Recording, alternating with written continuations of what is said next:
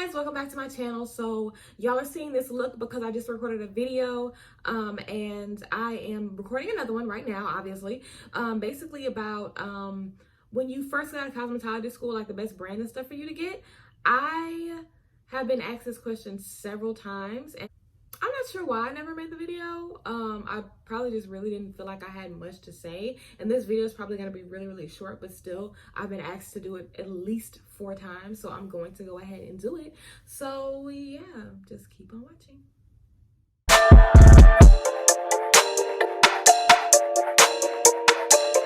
So basically, we're going to go through the whole line. So we're going to start with like equipment like clippers, flat irons, blow dryers, that kind of thing, and then we're going to work our way up. I'm going to try my best to explain what things work best with what, and then move forward. So first things first, whenever you are building your kit as a cosmetologist, you need to pay attention to what you're going to be doing. If you know you're only going to be doing protective styles, if you know you're only going to be doing blowouts, if you know you're only going to be doing frontals and lace wigs, if you know you're only going to be doing kids hair or whatever the case may be, barbering, whatever, you need to figure out what you're going to be doing and create a service list. When you have the list of all the services that you're going to include, box braids, blowouts, silk press, haircuts, lineups, coloring services, whatever, when you have the list, then you can figure out what you need. Never go out and just be like, oh, I'm gonna just buy a whole bunch of stuff, because then you have stuff that you're not gonna use and you might not be able to bring it back. So just make sure that you have exactly what you are gonna be doing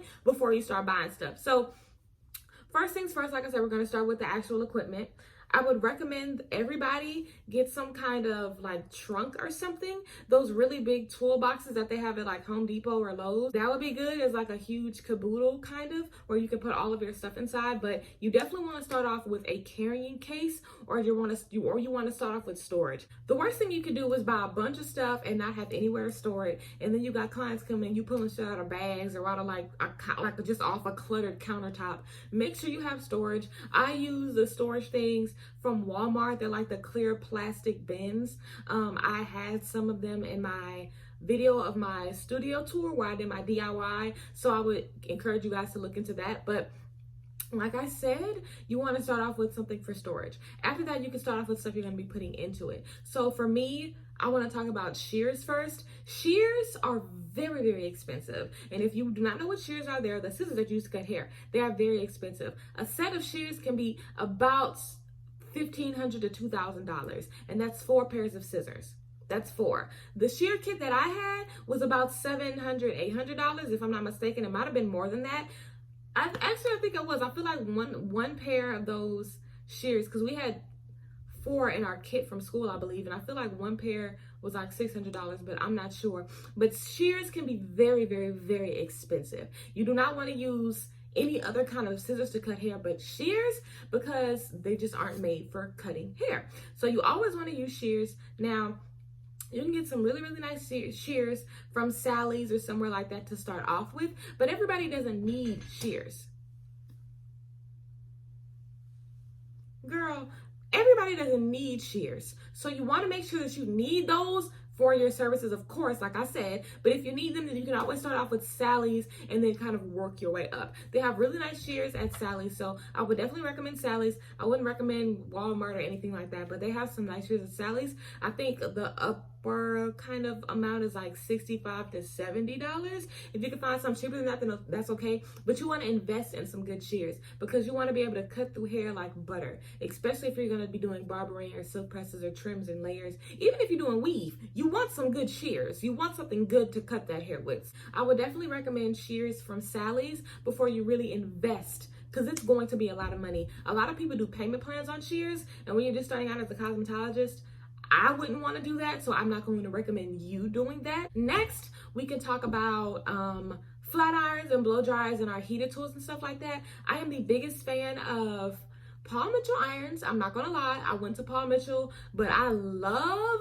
their heated tools. I love their Marcel irons and their flat irons. I'm a really big fan of that. I'm also a really big fan of the Babyliss flat irons and stuff like that. Now, everybody is so obsessed with using titanium when it comes to straightening hair and stuff like that. Titanium is hot as hell, okay? And titanium just flattens the hair out.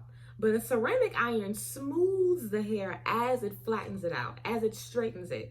So I would definitely recommend a ceramic iron versus a titanium iron, because titanium irons are just too damn hot. Like, you're gonna burn people's hair off. Like, I don't care. Like, they're very, very nice, very beautiful. I love them, but I would use them on weave before I did it on my real hair. And even then, I wouldn't want to use it on my weave that often. I've done some beautiful, I've never had a titanium iron, and I've done some gorgeous hair with my ceramic irons. Also, I would recommend getting a smoothing iron instead of a flat iron. A flat iron is like square, it's flat. You can't curl or anything with it because it's boxy. But the smoothing iron is usually rounded around the edges of it, so you can actually do a really smooth curl with it because the edges are rounded rather than square. So a smoothing iron will allow you to do more styles. So I definitely recommend a smoothing iron when you're first getting started.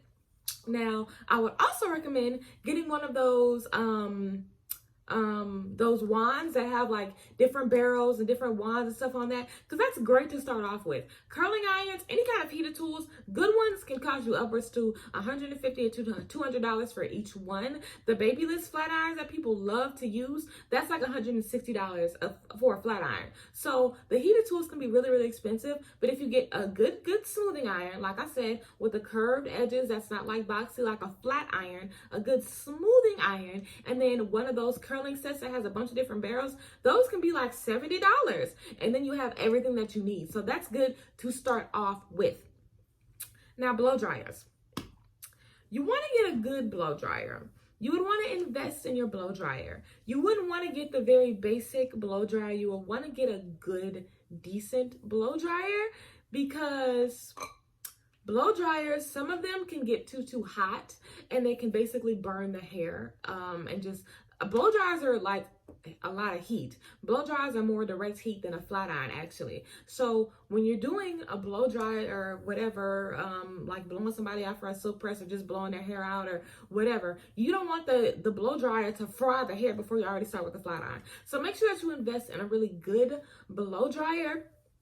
I don't use blow dryers, so I can't really tell you a good one, but you would want to invest in one. I wouldn't recommend just going to Walmart and picking one up. They probably have good ones at Walmart, but some places you can go to Walmart to get them. Like I would say you can go to Walmart to get your flat iron and your curling set if they have it, but I would get like my blow dryer and my shears, I would get that from Sally's. I would go to a professional stylist place where I'm going to be able to find some good quality stuff and look at what it's used for. Some of them are really good for smoothing out hair. Some of them are really good for diffusing hair, for, curly styles. So think about what you're going to be using it for, like I said, and then get a blow dryer that suits your, whatever you're going to be using it for. But invest in a good blow dryer. You want a good solid blow dryer, because 9 times out of 10, the blow dryer is the most important part of any style. So you need a good blow dryer, honey. Okay. And I think that's about it when it comes to tools. Now, mind y'all, I don't use anything I just said, because all I do is protective styles, braids, locks, crochet. That's all I do. So I am hoping that I brought everything into focus and that I mentioned everything, but I'm not sure. But we can go ahead and get into products really quick. You want to invest in your products. You want to invest in all of your products. You do not want any cheap shampoo, conditioner, treatments, leave-in stuff, hairspray. You want everything to be not expensive. You want everything to be somewhat high-end. It doesn't have to be expensive, but it needs to be a good quality product. I love Paul Mitchell. I love their entire product line. They have stuff for every hair texture, every hair type. They really, really genuinely do. I also love their color lines too. So I would tell you to invest in Paul Mitchell products. Now, you can find Paul Mitchell stuff at Target. You can find it at Macy's. They often have like holiday boxes where you can get a shampoo, a conditioner, and like a little leave-in treatment serum thing for like $24, sometimes $20. So you can definitely find good deals, but I would definitely recommend Paul Mitchell for the products, because you can find really good deals and those are really, really good. You don't want to use cheapy stuff.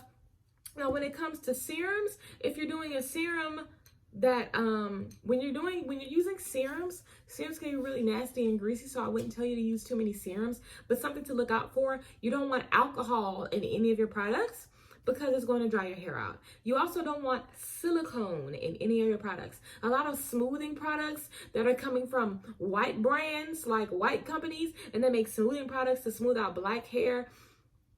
It'll usually have silicone in it, and that'll keep the hair really, really straight, but it'll also keep it really, really heavy and weighed down. So there's nothing wrong with using a little light silicone serum at the very, very end, or maybe right before you blow it out. There's nothing wrong with that, but you do not want to overdo it. So those are just certain things to look out for. But yeah, so definitely when it comes to products, you have to research that kind of on your own. I just bit my tongue. You kind of have to research that on your own and figure out what product you're going to use for what style, and basically just figure it out on your own and figure out, hey, I'm going to do mostly silk presses. I need the best stuff for silk presses, and just research it and figure it out. Also, look on the back of the bottle, and I will also tell you to stick with one brand. Don't be using stuff from Main Choice and Paul Mitchell and Shea Moisture and all these different people. Pick you one brand and work with the entire system, because systems are made to work together. You don't use no Suave shampoo with no high end. You just don't do that. Their systems are made to work together. If you use a full system of the same product, you get a way better result than if you're using like fucking VO5 shampoo and conditioner from the dollar store with like some Paul Mitchell serum on top. If you use the entire system, it'll work a lot better. So I would definitely research into systems that you're going to be working with. Okay guys, I hope this video was informative. Like I said, I have been asked to do this video so many times. I am so sorry that I am just now doing it. But like I said, I felt like I really didn't have that much to say about it. Maybe I had a little bit more than I really did, but because I really don't use hair care products, I usually just use like combs, edge control, and clips. I really don't use that much stuff. Also, another thing about combs, make sure you get combs that are carbon combs. Paul Mitchell has some, and that's what they gave us in our kits. A carbon comb, and it's basically like heat proof or whatever, so it won't melt when you're doing styles with a lot of heat. And also, make sure you go into a school that gives you a good kit, okay? Invest in a good kit. When you get fresh out of cosmetology school, you're going to be broke. So you're not going to have money for a nice kit. Go to a school, invest in a school that is going to give you a good kit. Use that financial aid. Go to a school that's going to give you a good kit. That way you don't have to buy stuff. Whenever I finished school, I still use my flat iron and stuff from Paul Mitchell. I still use my curlers and my flat irons. I still use all of my stuff from school. I've been out of school damn near 2 years. I still ain't have to buy that stuff. So definitely invest in going to a good school so you can get you a good kit. But like I said, sorry it took me so long to make this video. And yeah, I hope it was informative. I hope that you took something from it. If you guys have any questions, you can leave them down below. And always, if you have anything that you want to see me do, leave it down below as well. I love you guys, and I'll see you next time. Bye.